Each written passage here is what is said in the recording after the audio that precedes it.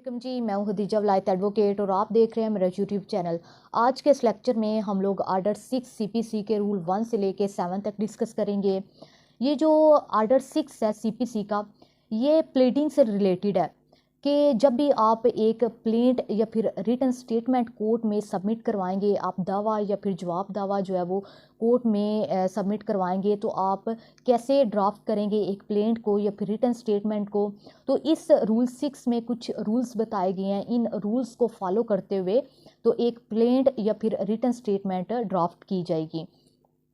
इसका जो rule first है, इसमें प्लीडिंग की डेफिनेशन बताई गई है कि प्लीडिंग में क्या क्या चीज़ें इंक्लूड हैं। प्लीडिंग शैल मीन प्लेंट और रिटन स्टेटमेंट, कि जो प्लीडिंग होगी उसमें प्लेंट और रिटन स्टेटमेंट दोनों चीज़ें शामिल है। उसके बाद जो इसका रूल 2 है, उसमें कहा गया है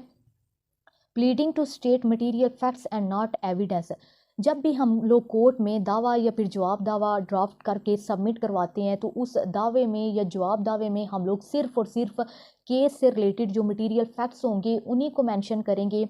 कोई भी एक्स्ट्रा फैक्ट जो होगा वो हम लोग नहीं लिखेंगे और ना ही एविडेंस उसमें लिखेंगे अपने दावे या जवाब दावे में।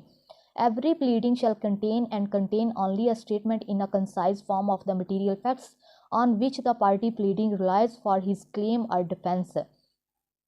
तो एक पार्टी जो भी जिन फैक्ट्स पे अपना क्लेम, जो भी उसका क्लेम होगा या फिर डिफेंस होगा, और जिन फैक्ट्स पे मटेरियल फैक्ट्स पे वो पार्टी रिलाई कर रही होगी, तो वो पार्टी जो होगी वो अपनी प्लीडिंग में मटेरियल फैक्ट्स ही मेंशन करेगी और कंसाइज फॉर्म में वो मटेरियल फैक्ट्स जो है वो मेंशन करेगी। अगली इस रूल 2 में बात की गई है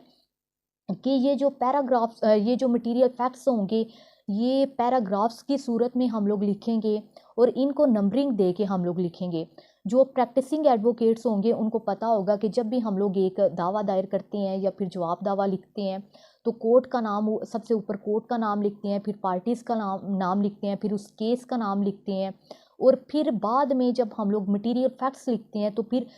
हर मटेरियल फैक्ट को अलग अलग लिख के तो अलग अलग उसका नंबर लिखते हैं। और लास्ट पे आप लोगों ने देखा होगा जो भी हम लोग प्लेंट लिखते हैं उसके लास्ट पे हमेशा जो दो पैराग्राफ्स होते हैं उनको 7 या फिर 8 या फिर 8 या 9 नंबर पे हम लोग लास्ट पे बिल्कुल दो फैक्ट्स जो लिखते हैं, जो वो लीगल फैक्ट्स होती हैं, वो हम लोग या तो लिखते हैं कि जो हम लोगों ने केस में कोर्ट फ़ी पे की होती है उससे रिलेटेड हम लोगों ने लिखना होता है पैराग्राफ, या फिर जो भी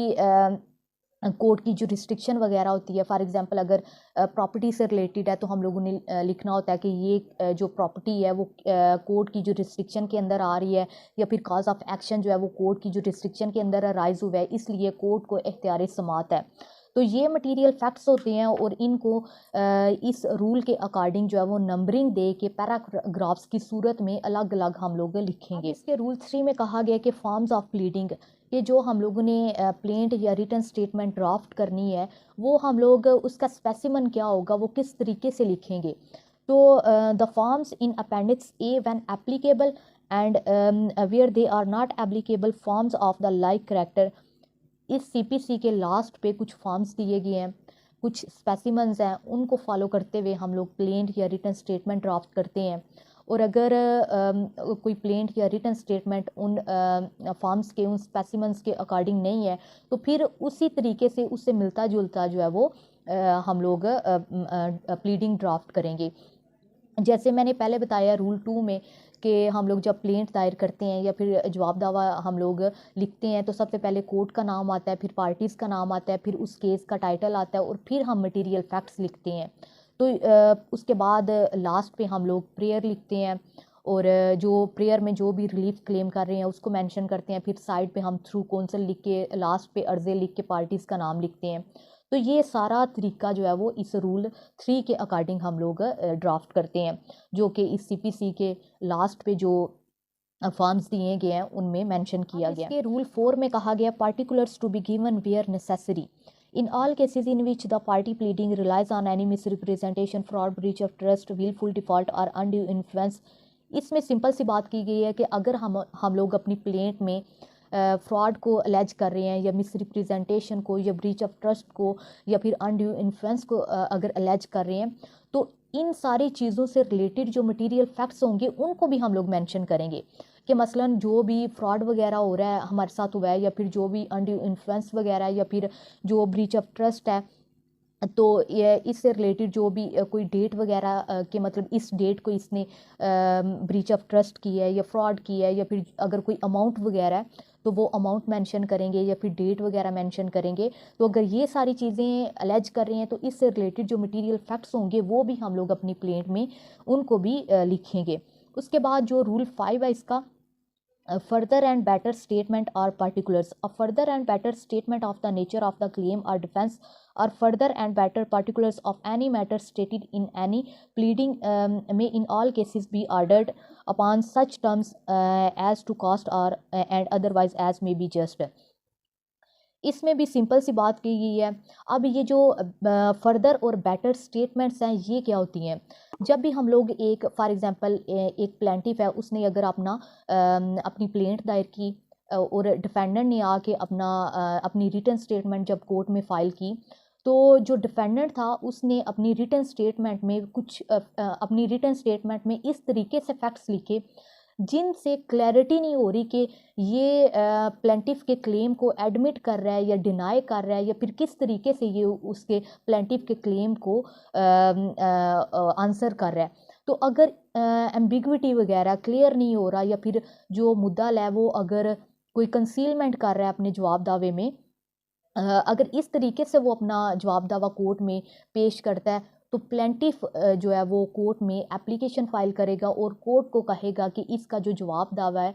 वो उसमें एम्बिग्विटी है, क्लियर नहीं हो रहा, वाजिया नहीं हो रहा कि ये क्या कहना चाह रहा है मुद्दल है, या फिर वो कुछ कंसीलमेंट कर रहा है। तो इस सूरत में कोर्ट डिफेंडेंट को ऑर्डर करेगी और कहेगी कि तुम अपना जवाब दावा जो है वो दोबारा से इसमें इम्प्रूवमेंट्स करके जो भी अपने तुमने फैक्ट्स लिखे हैं उनको क्लियरली लिख के तो कोर्ट में दोबारा से फाइल करो। तो ये अगर किसी पार्टी की प्लीडिंग में कोई एम्बिग्विटी है या फिर कुछ कंसीलमेंट है, तो दूसरी पार्टी कोर्ट में एप्लीकेशन देती है और कोर्ट फिर उस पार्टी को ऑर्डर करती है कि तुम अपनी बेटर स्टेटमेंट कोर्ट में अपना दावा या फिर जवाब दावा जो है वो उसमें इम्प्रूवमेंट करके तो दोबारा से कोर्ट में फाइल करो। तो ये फर्दर और बेटर स्टेटमेंट्स होती हैं। उसके बाद जो रूल 6 है कंडीशन प्रेसिडेंट। अब ये जो कंडीशन प्रेसिडेंट होता है इसका मतलब क्या होता है? जब भी एक कोई भी केस अगर किसी एग्रीमेंट से किसी कंट्रैक्ट से रिलेटेड है, किसी कंट्रैक्ट से रिलेटेड अगर कोर्ट में आके कोई पार्टी सूट फाइल करती है, तो उस कंट्रैक्ट से रिलेटेड अगर पार्टीज़ ने कोई कंडीशन भी साथ अटैच की थी, तो अब वो कंडीशन कोर्ट में कैसे उसको पार्टी ड्राफ्ट करेगी या उससे रिलेटेड प्लीडिंग में कैसे मेंशन करेगी उस कंडीशन को। Any condition president the performance of or occurrence of which is intended to the contested shall be distinctly specified in his pleading by the plaintiff or defendant। तो इसमें कहा गया है कि अगर एक पार्टी जो है वो कंट्रैक्ट से रिलेटेड कोर्ट में आके तो सूट फाइल करती है, फॉर एग्जांपल ए और बी में कंट्रैक्ट हुआ, ए ने कंट्रैक्ट किया बी से कि मैं अपना घर तुम्हें तब सेल करूँगा अगर इस घर के साथ जो अटैच गार्डन है वो भी अगर तुम खरीदोगे। अब बी इस बात पे एग्री हो जाता है और बी जो है वो ए से घर भी खरीदता है और उससे जो साथ अटैच गार्डन था वो भी खरीदता है। तो इनके बीच में कंट्रैक्ट हो जाता है और बी जो है वो एडवांस पेमेंट भी कर देता है। अब ए जो है वो कहता है कि 1 माह बाद तुम बाकी की पेमेंट करोगे और फिर मैं इस घर को और गार्डन को तुम्हारे नाम पे ट्रांसफ़र कर दूंगा। अब जब 1 माह गुजर जाता है, बी अग्री है, वो पेमेंट करना चाहता है, लेकिन ए जो है वो डिनाई कर देता है, ए ट्रांसफ़र नहीं करता और ना ही पेमेंट रिसीव करता है बी से। अब बी कोर्ट में आके अगर प्लेंट दायर करता है, दावा दायर करता है, तो यहाँ पे आके अगर जब वो उस कंट्रैक्ट से रिलेटेड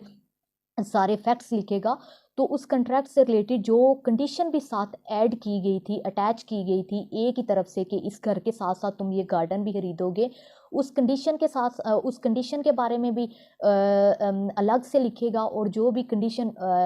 ए ने लगाई थी कि तुम एडवांस पेमेंट भी करोगे, तो ये सारी चीज़ें लिखेगा और कहेगा कि मैंने अपना पार्ट परफॉर्म कर दिया है, अब ए जो है उसको कहा जाए कि वो मेरे नाम पे ट्रांसफ़र करे। तो इसमें रूल 6 में सिंपल सी बात है कि जब कंट्रैक्ट से रिलेटेड आप आपने कोई सूट फाइल करना है तो उस कंट्रैक्ट से रिलेटेड जो भी कंडीशन है जिसको आप कंटेस्ट करना चाहते हैं, जिससे रिलेटेड आप बाद में एविडेंस पेश करना चाहते हैं, तो फिर उस कंडीशन को भी आप अपनी प्लेंट में सेपरेटली लिखेंगे।